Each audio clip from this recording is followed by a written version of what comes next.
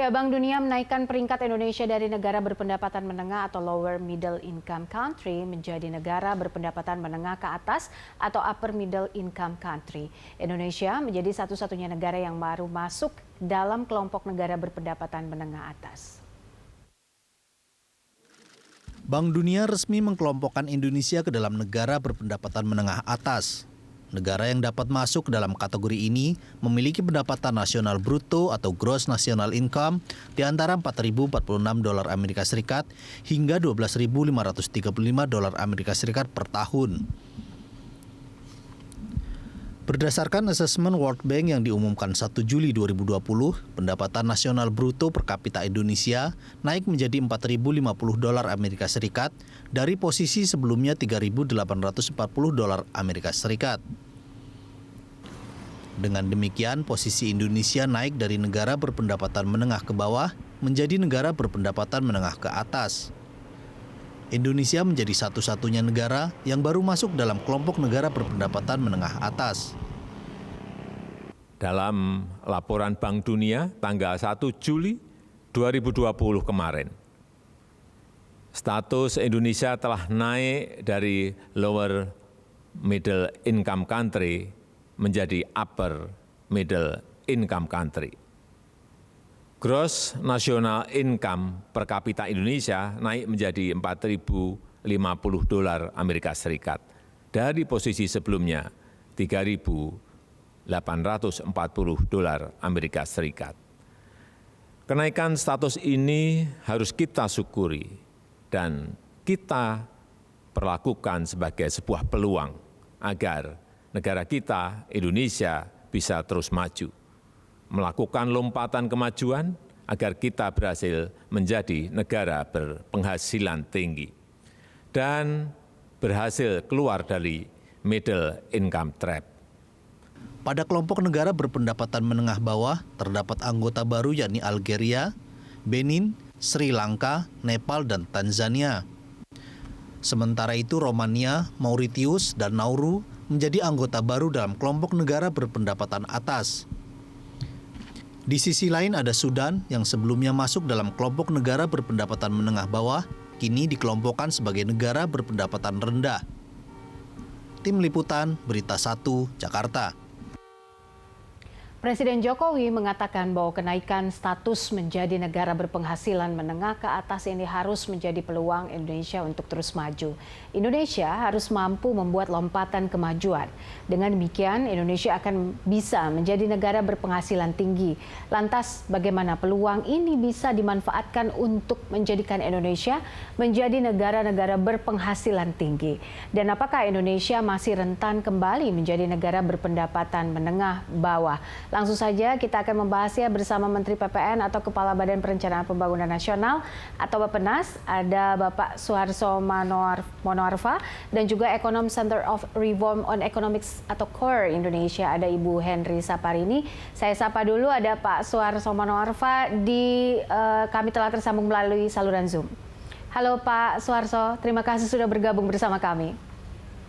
Ya, selamat sore menjelang malam. Ya, selamat sore menjelang malam dengan Poppy Zedra di studio. Di sini juga sudah hadir Ibu Henry Saparini, Pak. Ya. Sore Pak Arso. Ya, Bu Henry, terima kasih. Sore Bu Henry. Sore Pak. Ya, terima kasih juga untuk Bu Henry sudah hadir di studio. Ya. Mungkin yang pertama saya ke Pak Suharso dulu. Suntikan segar, angin segar untuk Indonesia di tengah pandemi, ternyata kita mampu ditingkatkan lagi begitu ya, menjadi negara dengan upper middle income atau negara dengan berpenghasilan menengah atas. Pemerintah melihatnya seperti apa Pak Suharso? Ya, yang pertama, apapun ini kita syukuri. Tetapi kan sebenarnya kalau kita lihat secara teoritik memang masih jauh kita untuk mencapai misalnya high economy, untuk kemudian keluar dari upper middle income ini menjadi high economy ya. Itu masih jauh. Dan kita memang cukup lama di lower middle income ini, yaitu sejak tahun 97. Jadi kira-kira itu sudah 25 3 tahun ya, 98, 97, 98, karena kita turun lagi pada waktu itu karena karena krisis. Jadi 2003, persisnya 2003 ya, 2002 atau 2003 kita masuk ke low middle income, jadi 17 tahun, yang seharusnya 14 tahun. Kemudian sebenarnya kalau jauh sebelum itu, kita sudah masuk di lower middle income itu tahun 93. Bahkan dengan GNI sekitar $2.000 pada waktu itu, kita sudah mendahului dari Tiongkok pada tahun itu. Dan kita lepas sebenarnya dari low income juga cukup lama. Dan itu memang ada waktu-waktunya menurut Jose Filipe, ya, seorang peneliti di ADB. Dan sekarang kita sudah sampai pada upper middle income, dan saya kira memang ini ukurannya adalah macam-macam. Salah satunya adalah dengan GNI.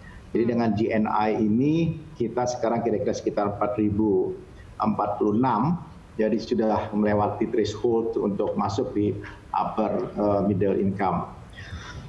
Dan dampak dari naik kelas ini macam-macam, termasuk misalnya apakah negara-negara multilateral misalnya akan memperlakukan Indonesia sama dengan negara-negara yang masih lower middle income atau bahkan yang lower income dalam kaitannya memberikan fasilitas pembiayaan atau pinjaman, misalnya kayak ADB, World Bank, dan seterusnya.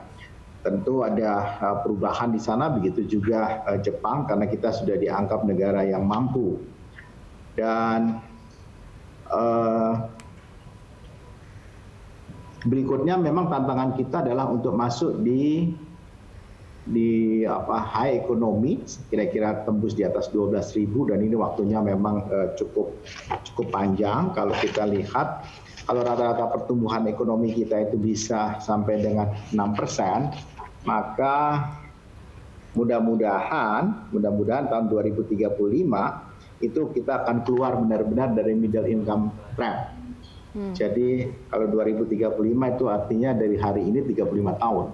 Sebenarnya cukup jauh gitu. Ya, mestinya itu kita bisa lakukan dalam waktu 14 tahun. Jadi total sebenarnya di middle income itu sebuah negara itu diukur 28 tahun. Tapi kalau dia lebih dari 14 tahun dan 14 tahun itu dia anggap masuk trap, dia masuk jebakan. Dan kita sekarang mudah-mudahan bisa melakukan percepatan. Jadi kalau 2020 ke 2035 15 tahun, 15 tahun kita bisa sampai dengan angka 12.000 GNI-nya, wah itu bagus sekali. Nah, untuk itu memang diperlukan pertumbuhan ekonomi yang tinggi, misalnya rata-rata 6%, dan mudah-mudahan bisa dimulai sejak tahun 2021 atau 2022. Baik. Tentu ada pergeseran karena kita mengalami COVID, dan bukan hanya Indonesia, seluruh dunia mengalami pandemi ini. Sehingga dengan demikian ada koreksi pertumbuhan ekonomi, terjadi kontraksi bukan hanya Indonesia, dan saya kira juga hampir seluruh negara-negara di dunia. Karena itu ini tentu akan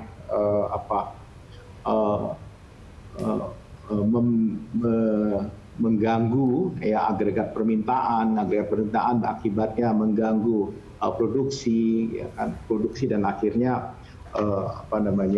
ketersediaan lapangan kerja. Nah, mudah-mudahan kita cepat recovery pada tahun 2021 ini, dan kita berharap juga seluruh dunia. Maka menjadi menentukan pada tahun 2021 ini nanti adalah siapa yang paling cepat bisa memanfaatkan waktu yang begitu ketat ya. Pada mulai tahun 2021 kalau katakanlah vaksin sudah ditemukan, kan orang semua berlomba untuk memulihkan keadaan ekonominya. Dan mudah-mudahan dalam pacuan itu Indonesia menjadi salah satu pemenang, dan kita bisa mengerek pertumbuhan ekonomi kita jauh lebih baik lagi.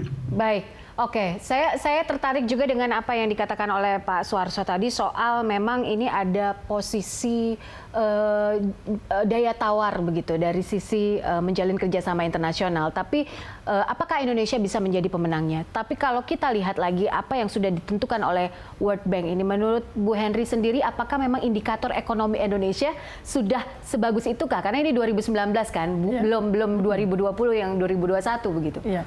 Seperti tadi disampaikan oleh Pak Harso ya, saya rasa beliau menyampaikan secara proporsional ya bahwa ini patut disyukuri iya, tetapi sebenarnya juga ini kenaikan kita ini tidak terlalu signifikan karena tadinya 3.850 menjadi 4.050 ya, 4.050 artinya kita memang masuk ke kelas yang lebih atas upper middle income country, tetapi di batas paling bawah karena tadinya batasnya adalah 4.000 hingga 12.046 ya, sekarang 4.050 artinya kita sebenarnya masuk di dalam satu kelas yang kita paling bawah, paling bawah. Artinya menjadi PR besar kita, apakah kita bisa melompat menjadi 12.500 karena pengalaman kita selama ini ya untuk ke lower middle income country ini kita cukup lama, Pak.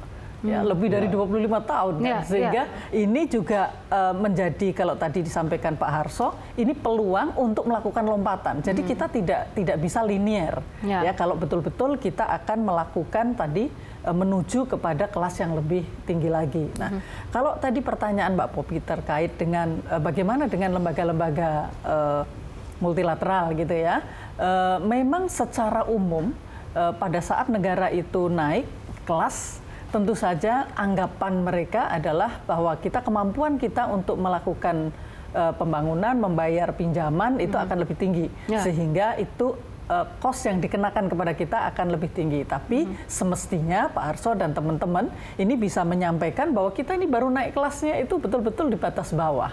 Jadi dalam kondisi seperti ini dengan rata-rata GNI itunya 4.050 dengan kesenjangan atau dengan Gini ratio yang juga masih tinggi gitu, di mana ekonomi kita itu disokong oleh konsumsi, tapi itu adalah konsumsi kelas menengah atas. Nah, mestinya isu-isu tadi ya bisa disampaikan kepada lembaga-lembaga pemberi pembiayaan ya untuk menjadi bargaining kita ya, bahwa memang betul kalau kita apakah hitungan itu betul? Ya betul, tetapi bahwa itu ada catatan ya. Tadi disampaikan Pak Harso tadi, kita kesenjangannya juga masih banyak, kemudian juga sektor yang berkembang juga sektor tertentu. Nah, ini kan mestinya justru kita menggunakan isu-isu ini sebagai lobby Indonesia bahwa belum saatnya kita dikenakan cost yang sama dengan negara-negara yang sekelas. Baik, oke. Pak Harso, banyak juga ekonom yang berpendapat bahwa tadi seperti yang Bu Henry juga bilang, ini adalah akan berdampak kepada daya tawar kerjasama Indonesia dalam perjanjian internasional. Dan bisa jadi bahwa ini adalah strategi geopolitiknya Amerika atau strategi trade domination-nya Amerika, begitu. Nah, bagaimana kita harusnya bersikap ke depan terkait dengan kenaikan status ini yang berdampak kepada daya tawar Indonesia? Karena pasti akan realisasinya tidak akan besar untuk bersaing dengan dunia internasional ketika struktur pertumbuhan ekonomi misalnya tidak dicoba untuk berubah. Ya, pertanyaan yang menarik itu. Sebenarnya kan kita harus melihatnya apa saja yang bisa melakukan percepatan itu. Ya, jadi soal posisi tawar itu saya kira soal lain, tapi menurut saya lebih bagus dari tenaga endogen kita lah. Bagaimana kita bisa memperbaiki ya semua secara struktur ekonomi kita sedemikian rupa sehingga kita bisa menemukan enabler ya pengungkit yang banyak yang bekerja secara bersama, secara konvergen, dan itu mendorong pertumbuhan ekonomi kita lebih baik gitu. Nah, sekarang kita zamannya melakukan investasi besar-besaran di infrastruktur yang memang efeknya ya efek gandanya terhadap ekonomi itu panjang. Nah, saya kira ini sudah benar sekarang kita melakukan investasi di sini, dan investasi ini tentu akan dinikmati oleh 5 tahun, 10 tahun setelah ini. Nah, itu tinggal cari pengungkit yang kuat karena infrastruktur sudah tersedia dengan baik. Nah, infrastruktur yang kita lakukan sekarang ini mengakibatkan mungkin ya pertumbuhan ekonomi kita so-so begitu terus. Kalau kita mungkin melewatin itu, jump in kepada sektor yang lain, mungkin juga pertumbuhan ekonomi kita akan membaik. Tetapi pada jangka panjang ya kita tidak sustain. Nah, sekarang kita sudah punya lapisan untuk sustain dan tinggal kita mendongkraknya ke depan. Misalnya sekarang industri manufaktur. Industri manufaktur kita sekarang agak turun ya Prof. Henry. Jadi sekarang kan kontribusinya terhadap GDP itu kan di bawah 20%.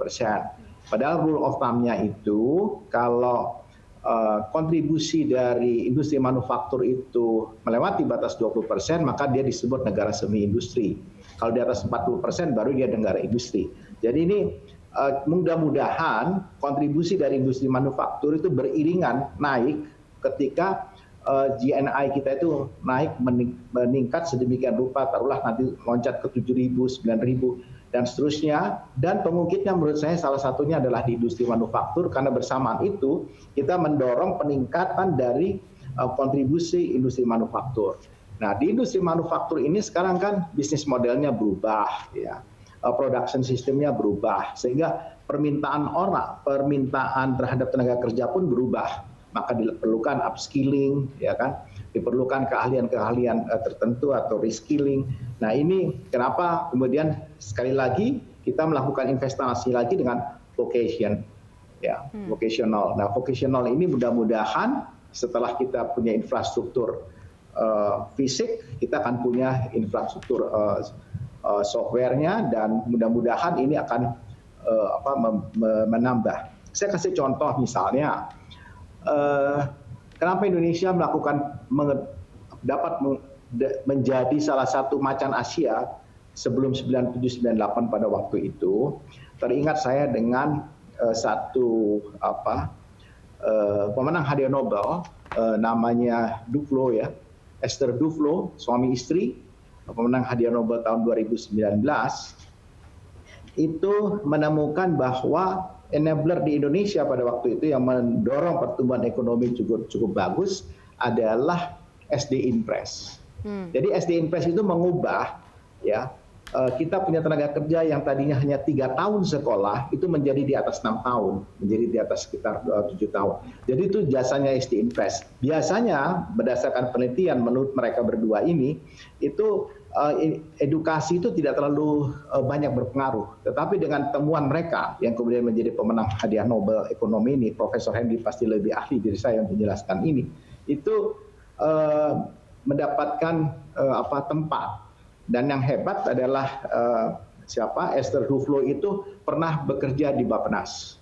Jadi kalau mau mendapatkan hadiah Nobel ekonomi, Profesor Henry, ternyata tidak salah kalau sekolahnya kerjanya juga di Bappenas. Jadi kita sedang mencari apalagi sebenarnya yang bisa menjadi enabler seperti itu. Baik. Nah, seperti saya sampaikan tadi, kalau kita mau masuk di industri manufaktur, karena dia angka pelipat ganda ekonominya tinggi karena punya backward linkage dan punya juga forward linkage. Kalau backward linkage mungkin 2,3 atau 2,4, kemudian forward linkage-nya mungkin sekitar 3. Nah, itu kan luar biasa besarnya. Baik. Nah, kalau ini besar, yang diperlukan adalah orang. Kalau diperlukan orang itu sifatnya vocational, orang-orang yang ahli ya di bidangnya, dan ini membutuhkan apa yang disebut dengan vocational. Saya kira mudah-mudahan kita nanti dengan wajar 9 tahun, kemudian ada vocational yang bagus 12 tahun, tetapi di tengah 12 tahun itu mereka ada orang-orang yang punya kemampuan keterampilan. Apalagi kalau sudah rata-rata 15 tahun. Baik. Kalau 15 tahun mudah-mudahan itu pencapaian untuk dari 2020 sampai dengan 2034 atau 33 kita sudah bisa mencapai di atas 12.000. Menurut saya seperti itu. Memang hari ini kalau kita lihat angka PISA kita masih rendah, ya. PISA kita rendah memang karena dan PISA ini yang memang salah satu cara kita untuk mengukur penguasaan terhadap literasi, readings, kemudian maths itu perlu kita tingkatkan. Saya kira itulah mengapa kita membangun saat ini mengembangkan atau fokus kepada sumber daya manusia dalam hal terkait dengan apa yang kita perlukan sebagai pengungkit pertumbuhan ekonomi yang akan datang. Baik, SDM, peningkatan kualitas SDM adalah satu hal tadi yang dijelaskan. Tapi ancaman resesi ini semakin dekat saja, tidak hanya Indonesia, dunia juga ya Bu Henry. Tapi bagaimana kita bisa keluar dari ancaman resesi dan juga jangan sampai stuck di menjadi negara dengan income middle trap. Sesaat lagi kami akan bahas bersama Bu Henry dan juga Pak Suharso. Tetaplah bersama kami.